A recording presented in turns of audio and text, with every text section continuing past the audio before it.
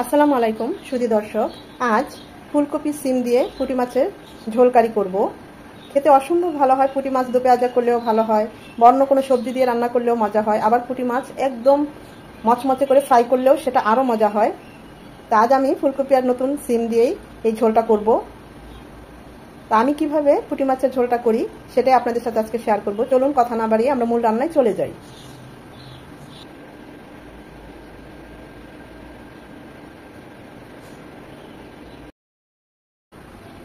পুঁটি মাছ রান্না করব ফুলকপি আর সিম দিয়ে। তো পুঁটি মাছগুলো ভালো করে কেটে ছেটে ধুয়ে পানিটা ছড়িয়ে নিয়েছি। তো দিয়ে দিচ্ছি সামান্য মরিচ গুঁড়ো, সামান্য হলুদ গুঁড়ো, সামান্য লবণ আর 1 পিস লেবুর রস। এসব দিয়ে পুঁটি মাছটা মাখিয়ে নেব। এতে হবে কি, লেবুর রসটা দিলে যে মাছের যে একটা র ফ্লেভার থাকে সেটা থাকে না, আর লেবুর টেস্ট তো আছেই। খুব আলদোভাবে মাখিয়ে নেব, রেস্টে রাখার কোনো দরকার নাই। আমরা সরাসরি রান্নায় চলে যাব। মাছগুলো দেখুন ভালোই বড়। এই পুঁটি মাছ শুকনা মানে একদম ফ্রাই খেলেও খুব ভালো লাগে। শুকনা ভাজি, চচ্চড়ি, ডালের চচ্চড়ি আর একটা শাক হলে আমার তো আর কিছুই লাগে না। একদম তাজা মাছগুলো। আর এখন তো শীতের সবজি নেমে গিয়েছে, যেটা দিয়ে রান্না করি, যে মাছই রান্না করি না কেন সেটাই খুবই ভালো লাগে। তো আমরা এখন সরাসরি চুলায় চলে যাচ্ছি। পুঁটি মাছগুলো হালকা করে ভেজে নেওয়ার জন্য দিয়ে দিচ্ছি প্যানে সয়াবিন তেল। যে কোনো মাছ আমরা যখন রান্না করব একদম হালকা করে ভেজে নেব। জাস্ট 1 মিনিট এপিট আর 1 মিনিট ওপিট।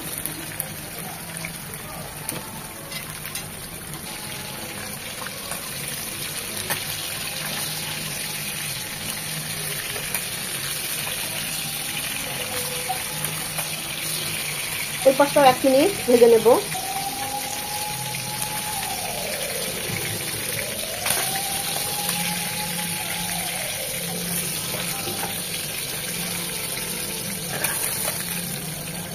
এভাবে বাকি মাছটাও হালকা করে ভেজে নেব।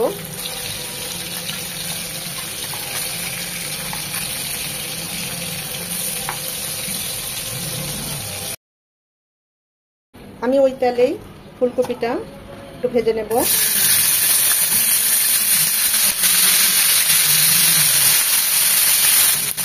এখানে কোনো লবণ বা কোনো মশলা দেবো না, জাস্ট 2 থেকে 3 মিনিট ভেজে নেব। যদি এখন তো সবজি মানে যে কোনো সবজি একদম নতুন, যদি সবজি ফুলকপিটা অনেক বাড়তি হতো তাহলে ভাত দিয়ে নিতে হতো, কিন্তু যেহেতু একদম কচি মাত্র এই নতুন সবজিগুলো, এগুলো এভাবে কষিয়ে রান্না করা যাবে। একদম হালকা, জাস্ট হালকা একটু ভেজে নিলেই হবে, মাছের মতো 1 মিনিট 1 মিনিট করে। এখন দিয়ে দেবো সিম। ফুলকপিটা যেহেতু একটু শক্ত তাই ফুলকপিটা একটু আগে দিয়েছি। এখন সিম আর ফুলকপিটা একসাথে 1 মিনিট ভেজে নেব।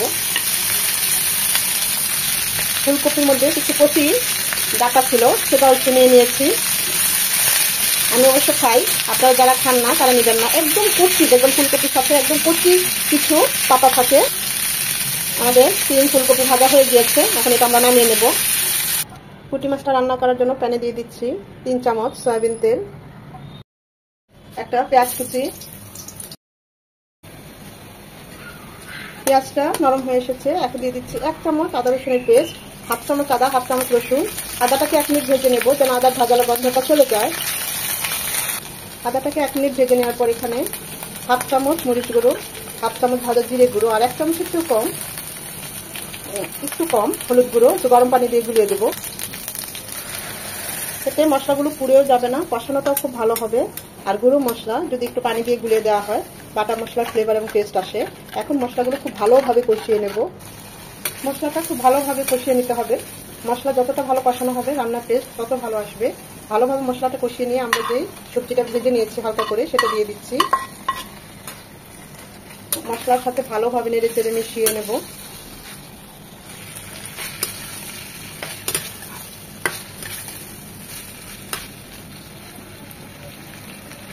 দুই থেকে 3 মিনিট সবজিগুলো মশলার সাথে কষিয়ে নেব।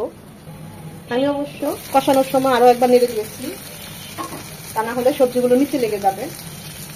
এখন এখানে দিয়ে দিব ফুটানো পানি। ঝোলটা যে যেমন রাখতে পছন্দ করেন ওই অনুযায়ী পানিটা দিবেন। মাখো মাখো রাখতে চাইলে কমিয়ে দেবেন, ঝোল ঝোল রাখতে চাইলে একটু বেশি দিবেন, এটা যার যার পছন্দ। আমি একটু ঝোল ঝোলই রাখবো, তাই আমি 2 কাপ ফুটানো পানি দিলাম। খুব ভালোভাবে ফুটে 2-3টা বলক আসবে।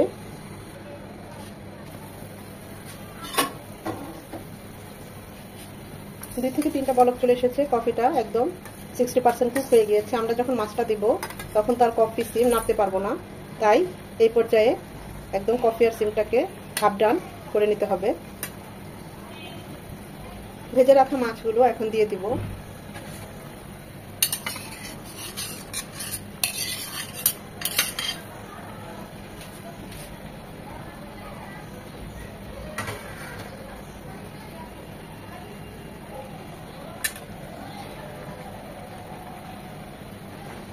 একটা টমেটো তো লম্বা লম্বা করে নিয়েছি মাছের আকৃতির মতো, সেটা দিয়ে দিচ্ছি।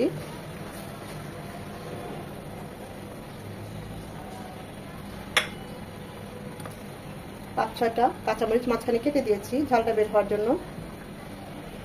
যারা ঝাল পছন্দ করেন না তারা কেটে দিবেন না। দিয়ে দিচ্ছি স্বাদ মতো লবণ। লবণ আর ঝালের কথা বলছি না, যার যেমন পছন্দ ওই অনুযায়ী দিবেন। এটা হতে এখন বেশি সময় লাগবে না, 8 থেকে 10 মিনিটের মধ্যে আমাদের পুঁটি মাছের তরকারিটা হয়ে যাবে। আমি টেস্ট করেছি, সব ঠিক আছে। আমি আরেকটু টানাবো, 4 থেকে 5 মিনিট হবে। নামানোর 4-5 মিনিট আগে দিয়ে দিব আরো হাফ চামচ ভাজা জিরে গুঁড়ো। এটা দিয়ে ঢেকে দেবো যেন জিরের গন্ধটা আমাদের পুঁটি মাছের তরকারিতে একদম মিশে যায়।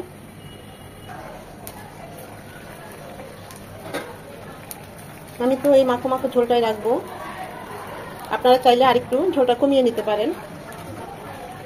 দিয়ে দিব ধনেপাতা কুচি। 1 মিনিট রেখে তারপর চুলাটা অফ করে দিব। অসম্ভব ভালো হয়, যেহেতু পুঁটি মাছ ছোট মাছ আবার ঝোলের মধ্যে ডুবে আছে, তাই আর উল্টে দিলাম না। দেখতেই পাচ্ছেন কতটা লোভনীয় হয়েছে। এখন চুলাটা অফ করে দেব।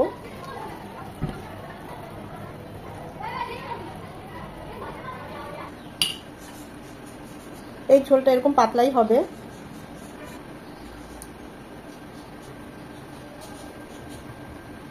খুব সহজেই অল্প মশলায় অল্প তেলে ফুলকপি সিম দিয়ে পুঁটি মাছ রান্নার ঝোল একদম রেডি। দেখতেই পাচ্ছেন কতটা লোভনীয় হয়েছে, গরম গরম ভাত দিয়ে একদম জমে যাবে।